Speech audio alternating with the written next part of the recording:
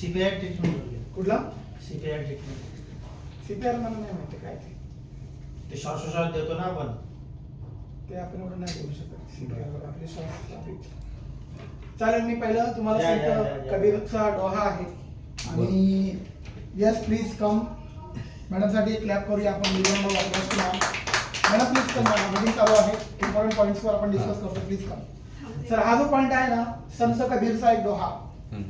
आता याच्यामध्ये ना एवढा पॉवर आहे ना की बस ना बस प्लीज डोंट डिस्टर्ब. हो सॉरी एक्स्ट्रीमली सॉरी. तर आता थोड्या वेळाच्या अगोदर काय झालं होतं की मॅडमला आपण आहे ना सारखं सारखं बोलतो होतो मॅडम एक पॉईंट घ्या 2 पॉईंट घ्या ऍटलीस्ट एक पॉईंट तरी तुम्ही या आणि इकडे एक्सप्लेन करा. म्हणजे काय होत होतं माहितीये का हे एक ऑब्जेक्शन होतं की मॅडम बोलतो की मी आज नाही मी उद्या करणार.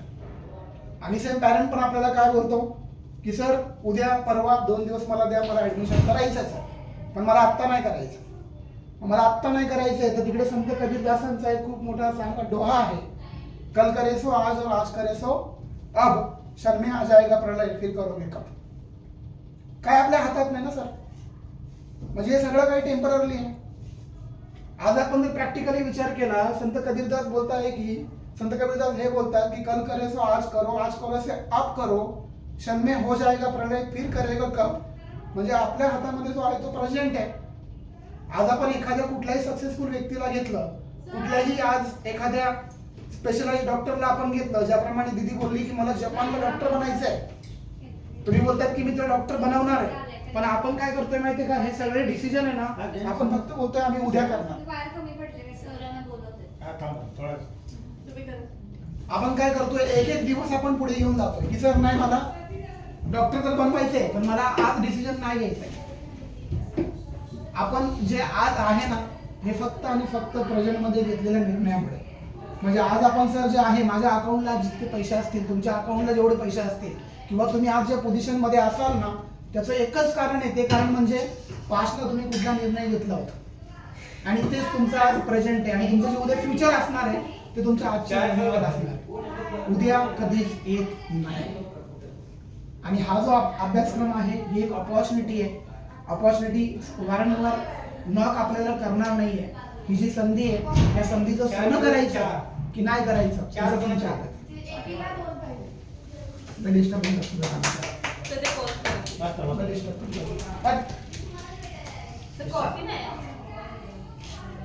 सर हे पण माझं रेकॉर्ड झाले.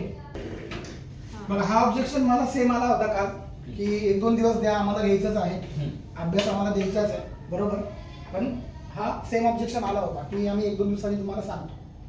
आणि सेम हीच लाईन मी तिथे वापरली होती की सर मी तुम्हाला सांगतो की कबीर दास यांचा खूप चांगला डोहा आहे आणि डोहा असा आहे की कल करे सो आज करो आज करे सो करेक्ट दोहा ठीक नो इशू. म्हणजे कबीरदास संतांचा खूप मोठा दोहा आहे की कल करे सो आज और आज करे सो अब क्षण में आ जाएगा प्रलय फिर करोगे कब. म्हणजे काय माहितीये का आपल्या हातामध्ये ना आपल्या हातामध्ये फक्त आत्ताचा वेळ येतो म्हणजे प्रेझेंट. आणि मी तुम्हाला फॅक्ट सांगतो सर राग मानू नका तुमच्या अकाउंटला जेवढे आज पैसे आहेत ना हे फक्त आणि फक्त तुमच्या पास्टमध्ये 5 वर्षापूर्वी 10 वर्षापूर्वी तुम्ही काय निर्णय घेतला होता त्याचं प्रोडक्ट तुम्ही आज आहे तेवढेच पैसे तुमच्या अकाउंटला. माझ्या अकाउंटला पण तीच गंमत आहे जे माझ्या पास्टमध्ये मी निर्णय घेतले होते एक्झॅक्टली. आणि आज उद्या जो मी बनणार आहे तो टोटली माझ्या प्रेझेंटवर मी जे ऍक्शन घेईल आज जे ऍक्शन घेईल ते आपले 100% उद्या आपण बनणार. आज तुम्ही बोलताय की माझ्या दिदीला मला डॉक्टर बनवायचंय पण आपण काय बोलतोय मी तिला जपानला पाठवेल मी तिला तिकडे स्पेशालिस्ट बनवेल तिकडे डॉक्टर बनवेल ती 10 मिनिटाचे ₹1,00,000 घेईल पण सर मी निर्णय आज नाही घेणार. तुमची मुलगी ना सर आयुष्यात डॉक्टर मी ऍक्च्युअली नाही सांगू शकत पण असे निर्णय जर असेल ना ती डॉक्टर नाही बनू शकत. पुढच्या जन्मामध्ये झाली चालेल का पुढच्या जन्मामध्ये डॉक्टर झाली तर चालेल का. सर कल करे सो आज करे सो अब क्षण में आ जाएगा प्रलय फिर करोगे का. ही राईट टाइम आहे. वेळ आणि काळ कधी कोणासाठी थांबत नाही.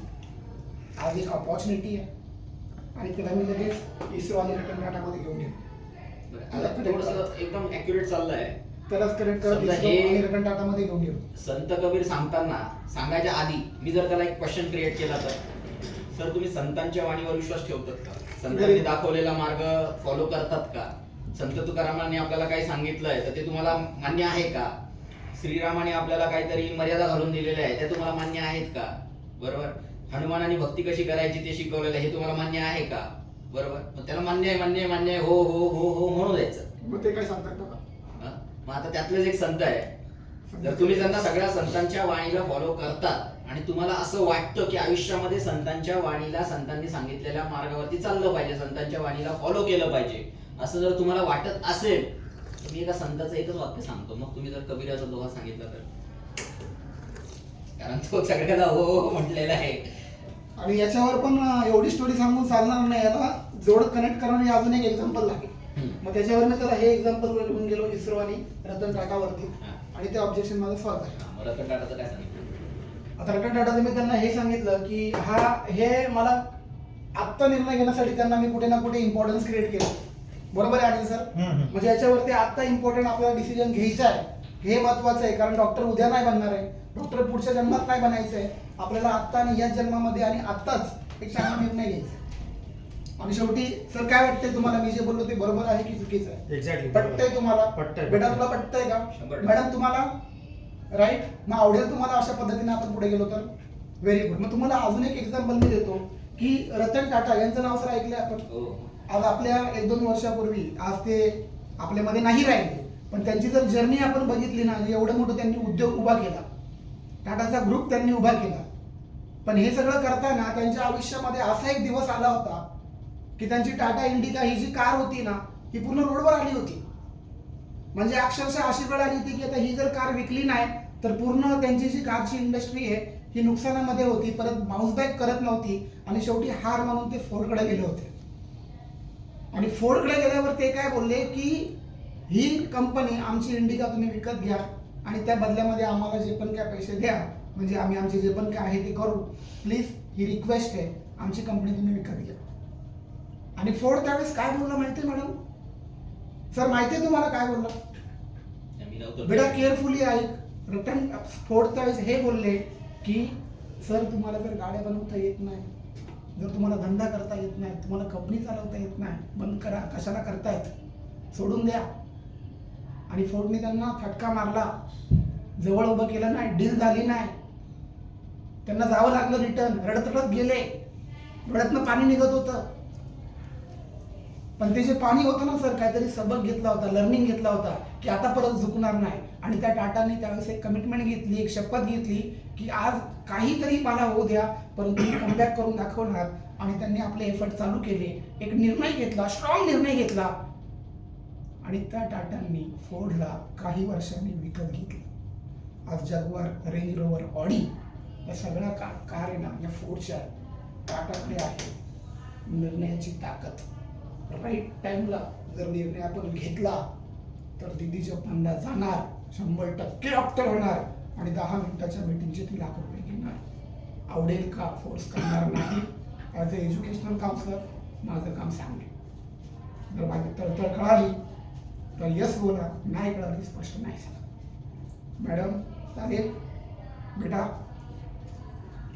यस. मला आधार कार्ड, ID कार्ड.